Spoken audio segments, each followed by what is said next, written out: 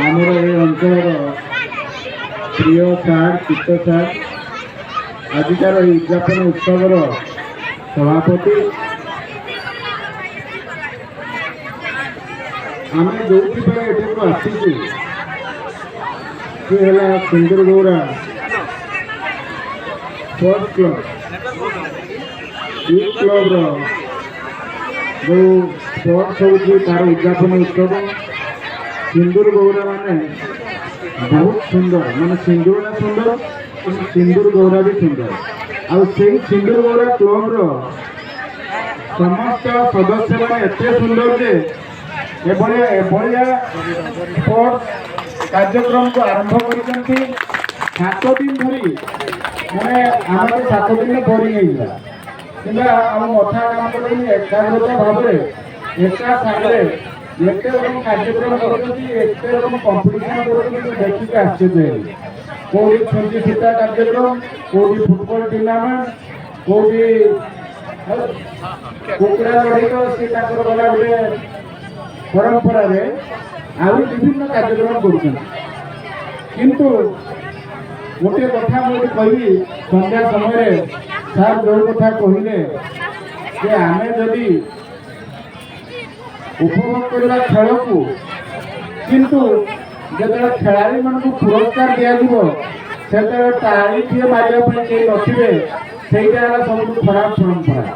କାରଣ ଗୋଟେ ପିଲା ବର୍ଷ ସାରା କସରତ କରେ, ଗୋଟିଏ ସମୟରେ ସେ ତା ଟୁର୍ଣ୍ଣାମେଣ୍ଟକୁ ଜିତେ, ସେ ଜିତିଲା ବେଳେ ତା ହୃଦୟଟା ପୁରା ଫୁଲିଯାଏ।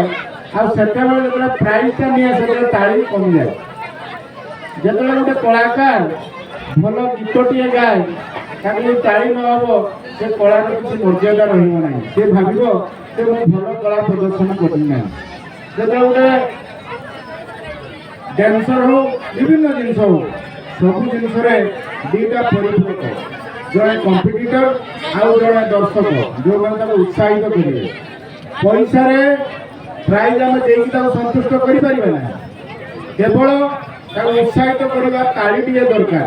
ଆପଣମାନେ ଯେଉଁ ଖେଳାଳିମାନେ ଏଠି କୃତକାର୍ଯ୍ୟ ହୋଇଛନ୍ତି ତାଙ୍କୁ ତାଳି ଦେଇକି ଉତ୍ସାହିତ କରିବେ, ଏତିକି ଅନୁରୋଧ। ଆପଣମାନେ ସମସ୍ତେ ଉପସ୍ଥିତ ରହିବେ। ମୁଁ ଏହି ସମ୍ପର୍କରେ କେବଳ ଗୋଟେ ଗପଟି ଆପଣମାନଙ୍କୁ କହିବି।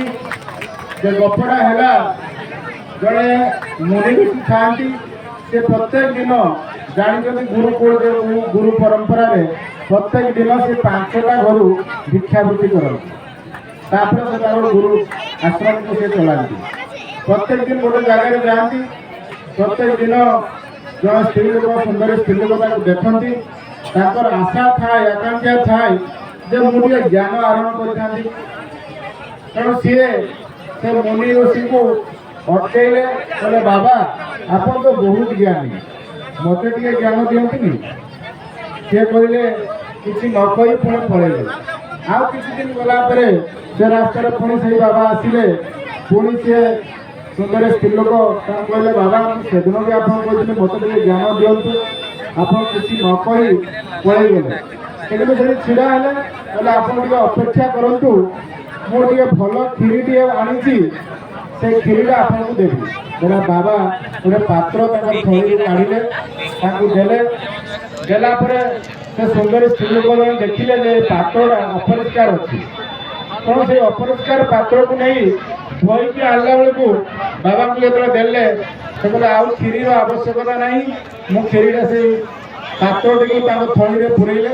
ତମେ ତମର କ୍ୱେଶ୍ଚନ ଆନ୍ସାର ତମେ ପାଇଯାଅ, ତୁମେ ଯାହା ମୋତେ ପଚାରିଥିଲ ସେ ଆନ୍ସାର ପାଇଲ ନା ନାହିଁ? ସେ ବୁଝିପାରିଲେନି।